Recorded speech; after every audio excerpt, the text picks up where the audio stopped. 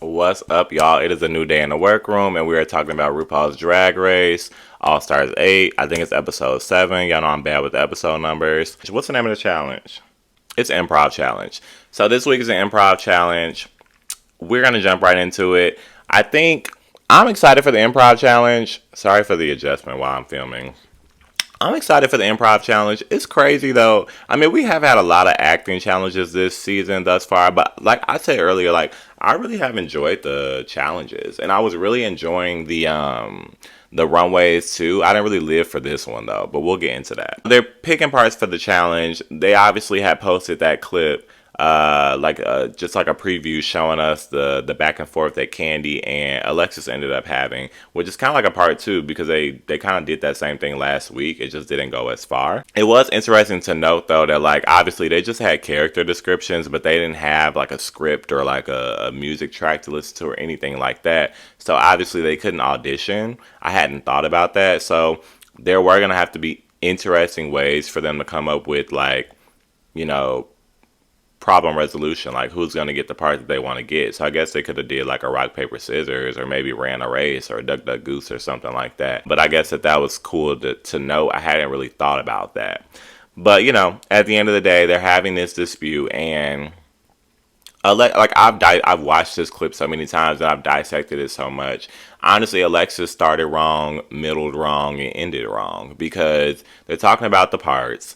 And, she says she wants the security guard, but Lala's like, I like the security guard. And she's like, okay, well, that would be cute on you. That'd be funny, so go ahead. So you've already given up one part without a fight. That's your issue. And then they get to the part where she's like, well, I'll take whatever role Candy got the investigator. I forget the titles of them. But she's like, well, this part, I like this part. And Candy's like, well, I like that part. And she's like, okay, well, would you consider this other role? And, she's like, well, even trying to convince Candy, like, well, these two roles aren't that different. And immediately, like, before Candy even said it, I was even watching it, like, on my fifth watch. I was watching it with somebody else, and even they were like, well, you take it. And they don't even watch Drag Race. So this was a natural reaction where it's like, well, you take it then. Like, what type of argument are you trying to make? For Alexis to come out and be like, well, they're not that different. Okay, well, you take it.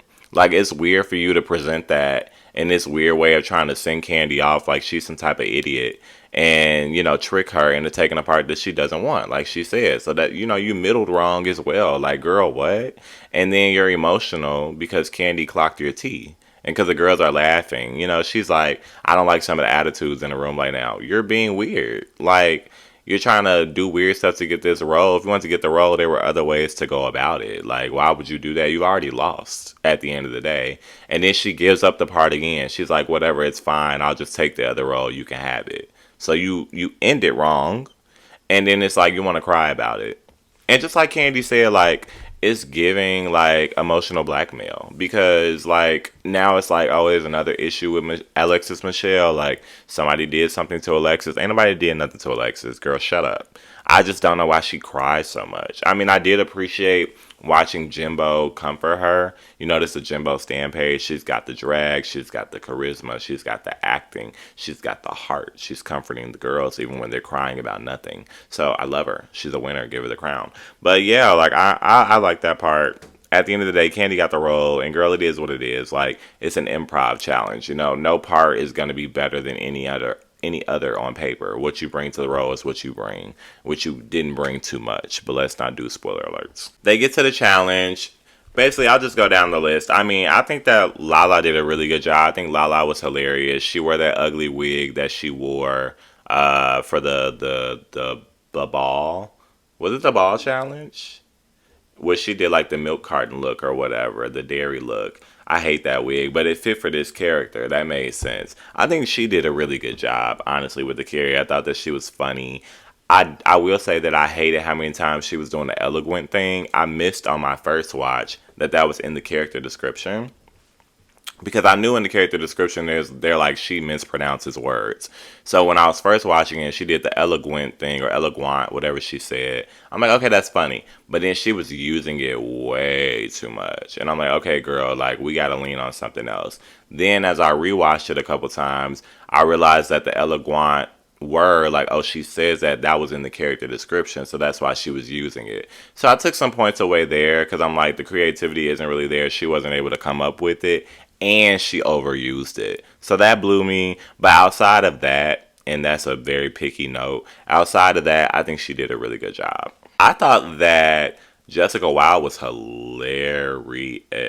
She was hilarious. Like, even her sitting down and having like the kind of like an interview part of it, and she's just talking about her interaction with Lil Pound Cake and her relationship and the Taco Tuesday. That was genius and it was hilarious. I didn't even know Jessica Wilde could be that funny. Like, if she can bring that all the time, she'd be a star. Like, I mean, she is a star, but I mean, she would be so much better. That was, I can watch that all the time. It's hilarious.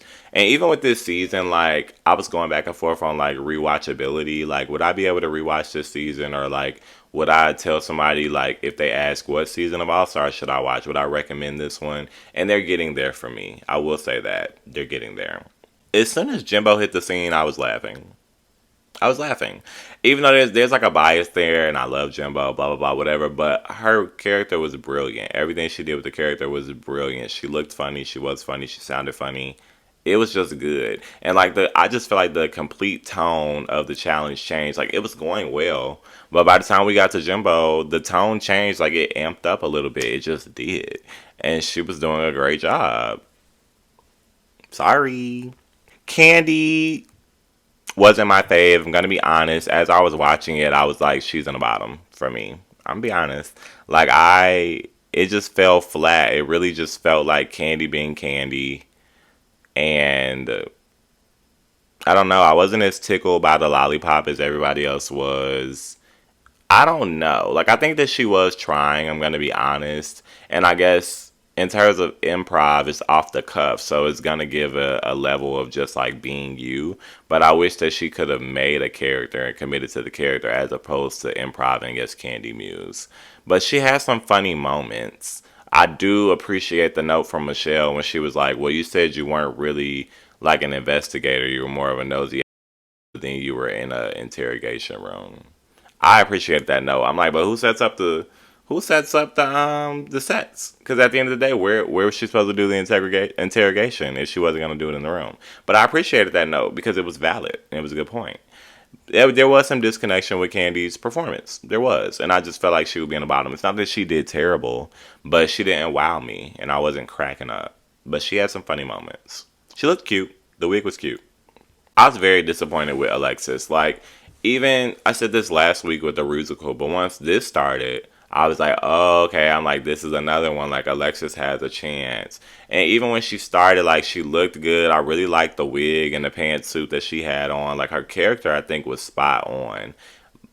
But then I cringed almost like 2 seconds after because when she was walking into the intro of it and being like serious, but there was toilet paper on her heel, I thought that that was enough. But then she did the like fake trip thing, and it just was cringy. It wasn't funny. It was corny, and it was like you didn't need that. And I think it just went downhill from there. And same note from last week. I won't even like beat a dead horse, but like she just overly commits, which I'm glad she acknowledged this episode. She just overly commits to the character and being in the character as opposed to being funny and having a good time. Like, she's acting as opposed to acting a fool. She's committed to acting and showing that she can act and do a character, but we know that, baby. Like, you need to act a fool, you need to be a drag queen, you need to be funny. So I agree with those notes. And as I've watched back, and even when I watched the pit stop, which is why I do it to get other perspectives, I'm like, okay, I can understand why she was in the bottom, and I would have to agree. Kahana, for me, was funny at the beginning. She had her parts. Like, she honestly surprised me. I also liked that in the workroom she was asking for tips from Jimbo. I appreciated that. And I think you can tell with Kahana that she does want to do a good job and she wants to excel and she wants to grow. And I love that. It was very frustrating seeing her try to leave at the beginning. I get it though. Like, you could tell that the energy in there was bad. And like, The energy in the workroom was just so sour. Like you can tell. Like nobody was getting along. Alexis was crying, and she's just all over the place. And then Kahana out of nowhere is just like, I want to leave. Right? Like it's the acting challenge. She knew she wasn't gonna do well. The energy's already bad in the room. Like she's over it, so I get that. But it did turn me off that she's like, okay, well, I want to go home. That was so annoying. I get it though, and I get it, and then I don't. So I mean, I was happy that Rue came in to have a talk with them. It felt like it was super genuine and not just like for a show moment. And the girls were touched by it. They were crying. They were emotional. So I thought that that was good, and that was a talk that they needed because the energy in the room, the workroom was terrible. It was bad, and it was just like, damn, y'all hate each other again. Like we just had a good week. Now y'all hate each other again. So yeah, I mean, I think kind of being worried is valid. I do like that she asked for the note from Jimbo. It shows that she's wanting to grow and wanting to do well. And I saw it when she performed. Like each time that she's done an acting challenge, I guess this is like the third now, I feel like, technically. Each time she's done it, she's done better than the last. Still not great, but she's improving. And I can appreciate that. And I can give stars there. I can give credit where it's due, and it's due there. She has some funny moments. I mean, it wasn't amazing. I can't really tell you a lot as I sit here and think about it. I think she had too many parts for her lack of skill. Like, honestly, she probably should have had Alexis's part because Alexis was only in it for 2 seconds and she just was still underwhelming. So I think that they should have switched. But yeah, I think she was. I think she should have chosen something in some less scenes if she was going to be smart. We move on to the runways, and the category is Mrs. Fill in the Blanks.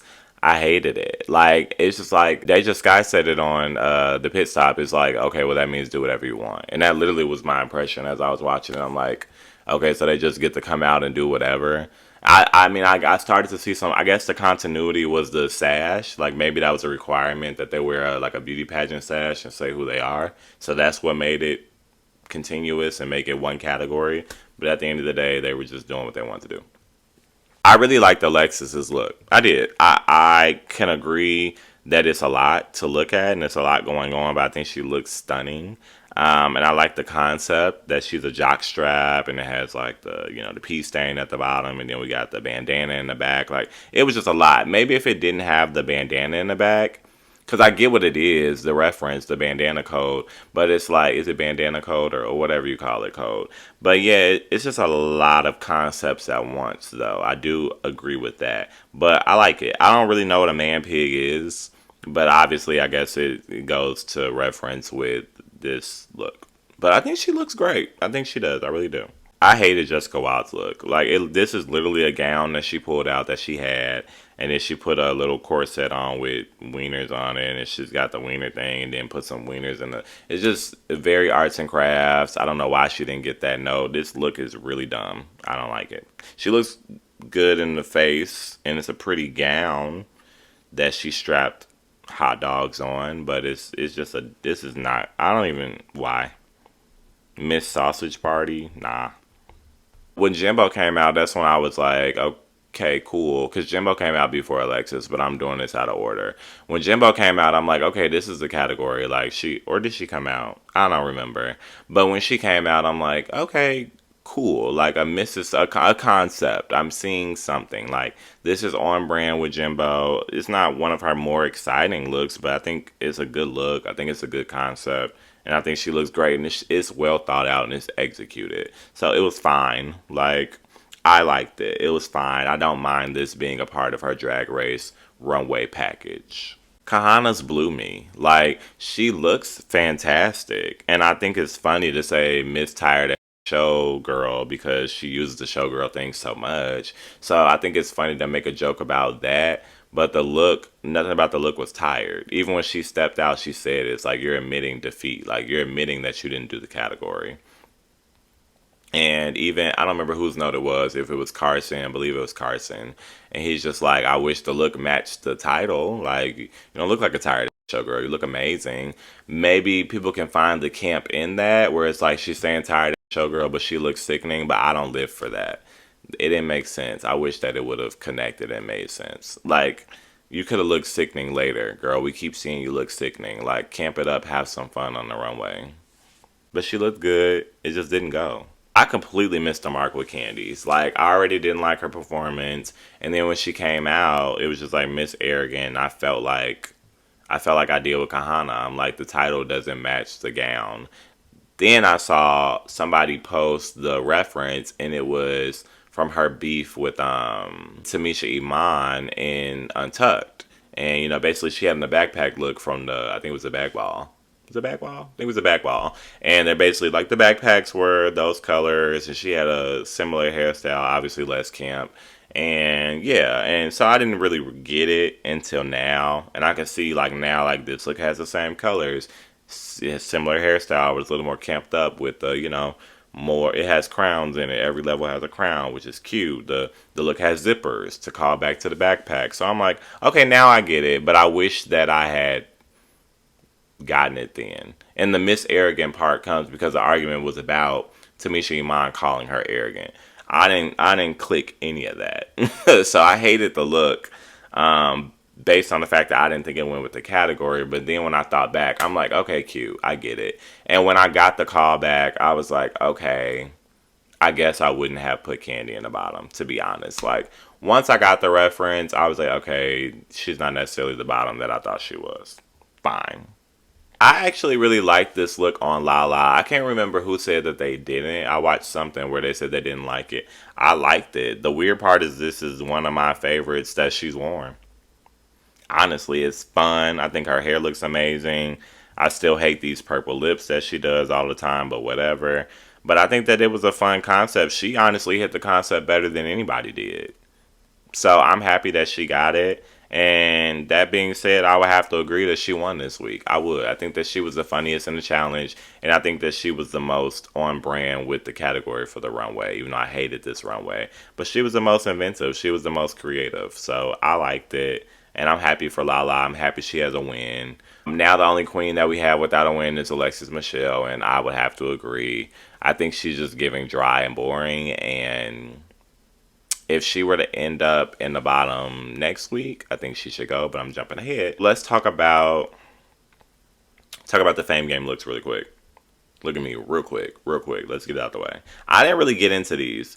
So Monica Beverly Hills, I think this is a reference to the Beyonce Bob Mackie dress.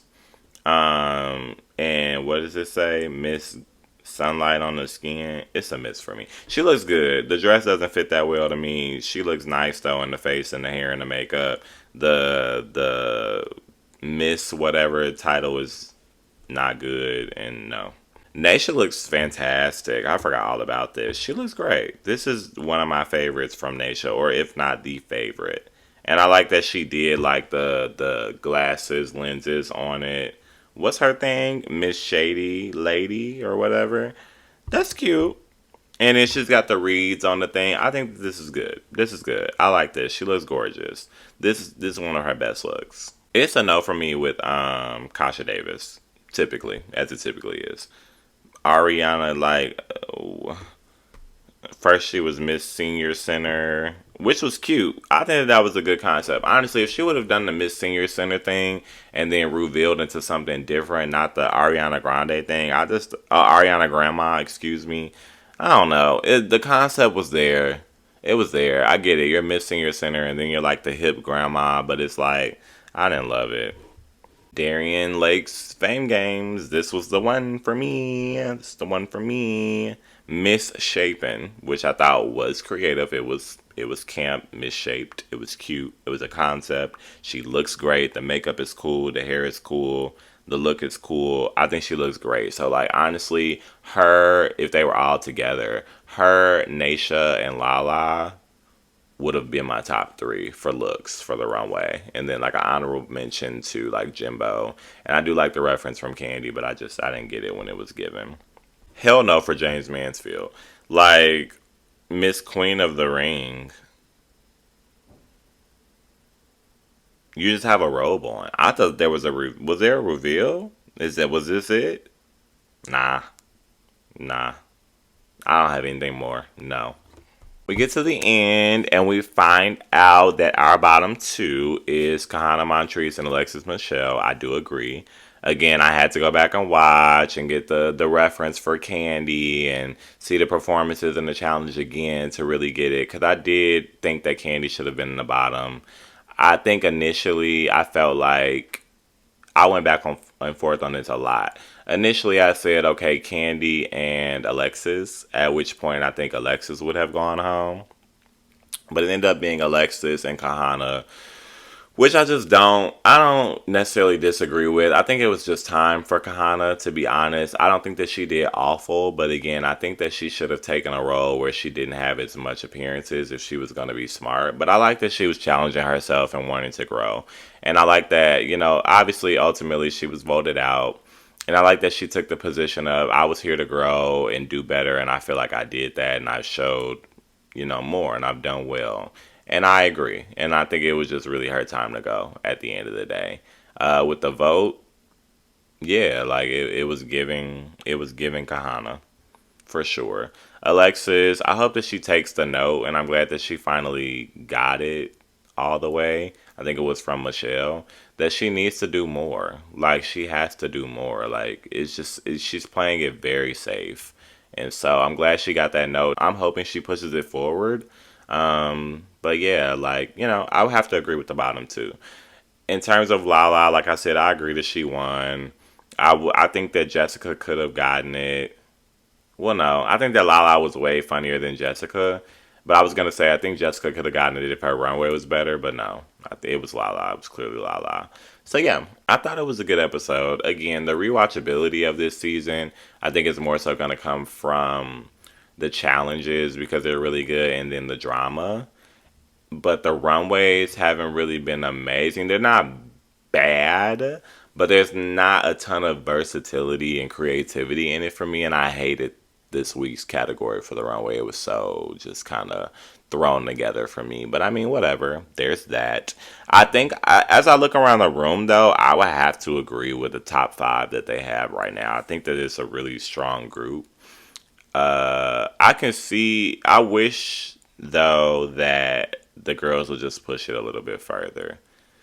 Like I'm not getting any risk or any wow factors from them. Maybe they saved it for the end, but I'm hoping we get a little bit more. I think I got some momentum behind Lala now that she won a challenge because at first I just wasn't feeling what she was giving. I like Lala as a queen, but I wasn't feeling what she was giving. But I've got some momentum now. I got some momentum behind Jessica Wilde now because she was so funny in the challenge. But I need these runways to be so much better. Jimbo, obviously top contender. Candy is getting up there, up there, up there. Even though I have notes for Candy, but I think she's doing such a great job in the competition. Period. Like I think that she's in the competition and fighting to win. So at this point, I would say that her and Jimbo have the highest probability of fighting chances for me. I think Alexis and Jessica have played it way too safe, and no shade, Lala, but I just don't see the win for you. But I do love you, and I'm so happy that you're here, and it's nice to see you. That's all I got, and I will see y'all next time.